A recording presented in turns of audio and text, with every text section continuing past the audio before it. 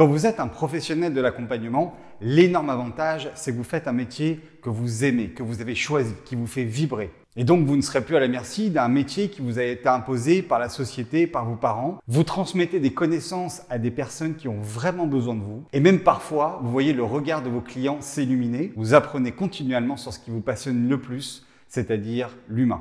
Pourtant, c'est difficile de se sentir toujours motivé, épanoui, enjoué, quand on ne sait pas si dans 3 mois, dans 6 mois, dans 1 an, on aura toujours suffisamment de clients pour continuer à payer ses factures. Et d'ailleurs, l'un des problèmes majeurs du manque de clients réguliers et qualifiés se résume en un mot, communication.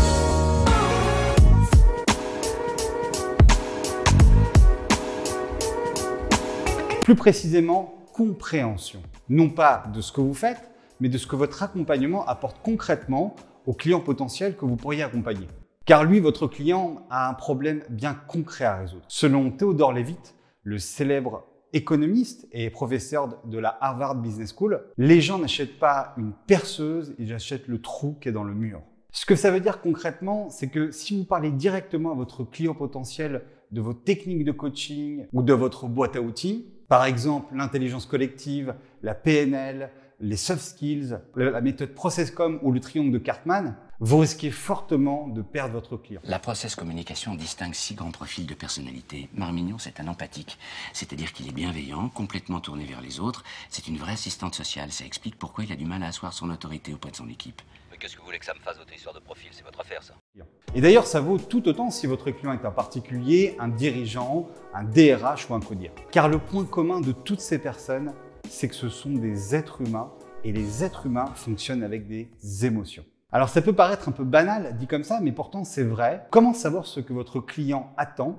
Quelle est sa douleur profonde? Quel est son besoin? Comme vous n'avez donc personne en face de vous pour poser ces questions et donc pouvoir le communiquer sur Internet par exemple. En fait, vous allez devoir faire un choix du problème que vous résolvez et vous allez aussi devoir choisir comment vous allez pouvoir démontrer votre différence.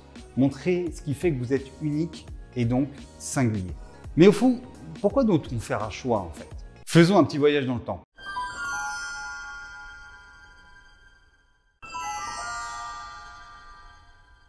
Imaginez que vous êtes en 2000, vous êtes dans votre voiture, il tombe des cornes et vous en avez marre de votre job.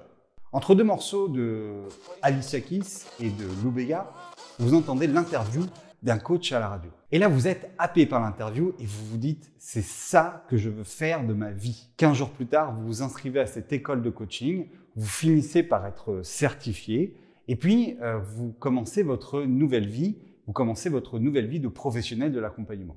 Mais souvenez-vous, nous sommes en 2000. Vous êtes donc un précurseur dans ce domaine en France, le coaching n'étant pas encore très connu. Et donc, vous cherchez à vous faire connaître. Alors, ce que vous faites, c'est que vous allez suivre un peu les conseils, évidemment, qu'on vous a donnés pendant votre apprentissage. C'est-à-dire que vous soyez un professionnel ou un particulier, je peux donc vous aider à atteindre votre objectif. On les définit ensemble par le questionnement et par d'autres outils. Et je vous amène à trouver l'objectif que vous souhaitez atteindre. Évidemment, dans ce contexte-là, c'est facile et c'est difficile. Facile parce que nous sommes en 2000 et qu'il y a assez peu de coachs encore. Difficile parce que le coaching n'est pas encore très crédible, tout simplement parce qu'on ne connaît pas encore vraiment les bienfaits de ce que cela peut apporter. Évidemment, sauf dans le domaine du sport. Puis finalement, vous commencez à attirer des gens dans votre réseau, puis quelques curieux, notamment des personnes qui ont essayé des choses plus conventionnelles. Et de fil en aiguille, vous finissez par attirer une clientèle jusqu'à être référencé dans des grands groupes. Mais maintenant, revenons en 2020, c'est-à-dire 20 ans plus tard. Le point positif, c'est qu'évidemment, le coaching est connu et reconnu par la plupart des gens. Les DRH, eux, font très souvent appel à des professionnels de l'accompagnement, notamment à des coachs pour accompagner leurs managers, leurs dirigeants ou encore leurs équipes. Mais le point négatif, c'est qu'il y a beaucoup plus de monde, puisque pendant ces 20 ans, ces écoles ont certifié de nouveaux professionnels de l'accompagnement à tour de bras. Et il y a visiblement plus de 120 000 coachs selon LinkedIn. Autre point négatif, il y a beaucoup de coachs qui vont faire des webinaires, qui vont faire des vidéos sur YouTube. Et d'ailleurs, c'est tout à fait mon cas, puisque à l'époque, il y avait des agences de communication qui pouvaient un peu tout gérer pour vous. Vos vidéos, votre site internet, votre référencement, vos contenus, la création de vos cartes de visite, vos pubs, etc., etc.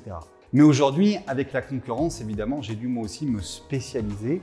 J'ai d'ailleurs accompagné maintenant depuis quelques années plus de 500 professionnels de l'accompagnement uniquement à être beaucoup plus clairs sur leurs offres, à devenir plus visibles de manière à attirer des clients réguliers et qualifiés. Mais alors comment sortir du lot? Comment montrer quelque chose de différent quand on est dans un marché qui est ultra concurrentiel?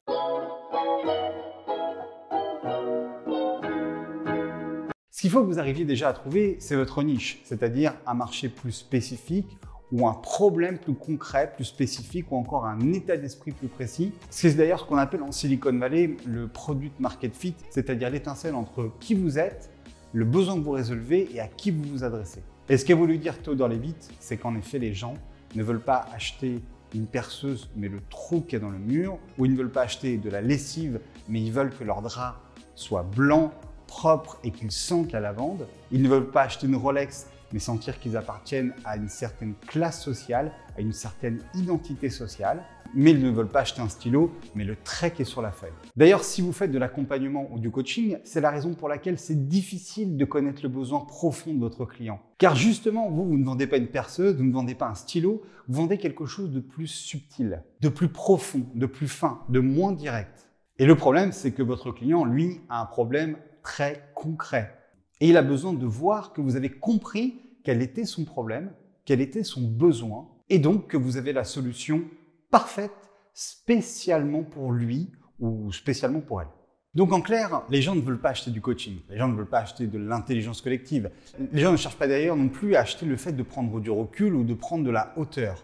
Les gens veulent trouver le job de leur rêve, rencontrer l'homme ou la femme de leur vie, avoir de meilleures relations avec les personnes qui sont dans leur équipe pour passer de meilleures journées, augmenter la croissance de leur entreprise sans non plus travailler davantage, ou pouvoir aider un manager qui lui est presque au bord du burn-out par exemple. En clair, que vous réglez le problème de votre client avec du coaching ou un numéro de claquette, ces personnes seront donc d'accord à partir du moment où vous pouvez leur enlever leur douleur. Bon, je force un petit peu le trait. Donc comment vous allez pouvoir formuler une phrase, une promesse qui résume ce que vous apportez vraiment pour créer une connexion émotionnelle?